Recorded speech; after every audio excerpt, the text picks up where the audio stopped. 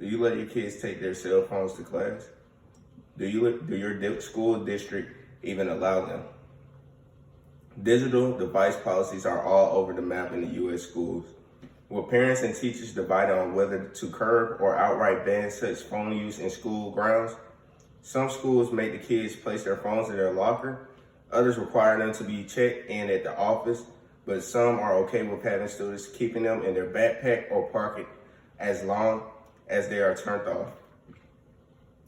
At some schools, the decision about whether to let a kid have a phone in class is up to the individual teachers, who may be reluctant or assume the role of an enforcer. Some teachers see the phones as an asset or incorporate phone use as part of their lesson. Yet another question surrounds what kids are allowed to do with their phones between lunch or between classes. Can they text, call, play games, or use other apps then?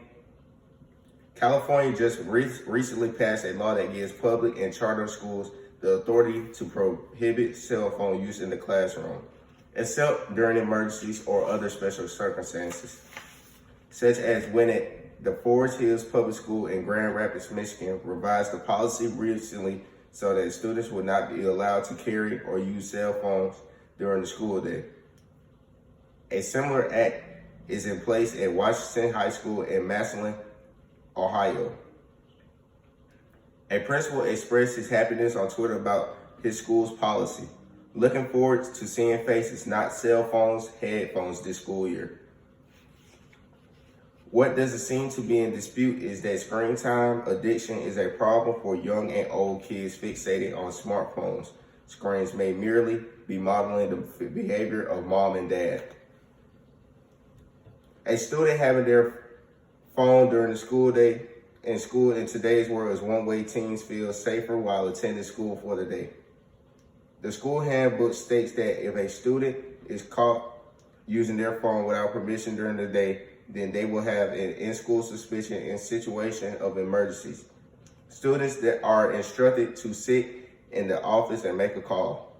But in the case of school shooting, students don't have their phones to call for help or even call their parents. Allowing phones in schools will also give students another research tool, considering our computers have many sites blocked. Cell phones can also be used as a reminder tool for students' homework assignments, because most students don't have a planner to write their assignments in, and some can't remember what they had for homework. Teachers can also use phones during the school to send out a message to all students if they need to remind them on a subject they forgot to mention during class. Students can also use cell phones to access Google Calendars and other apps to let students become more independent. Although cell phones can provide somewhat of a distraction during class, they can also be an asset to the student by teaching them responsibility and preparing them for their future jobs while assuring them that they are safe.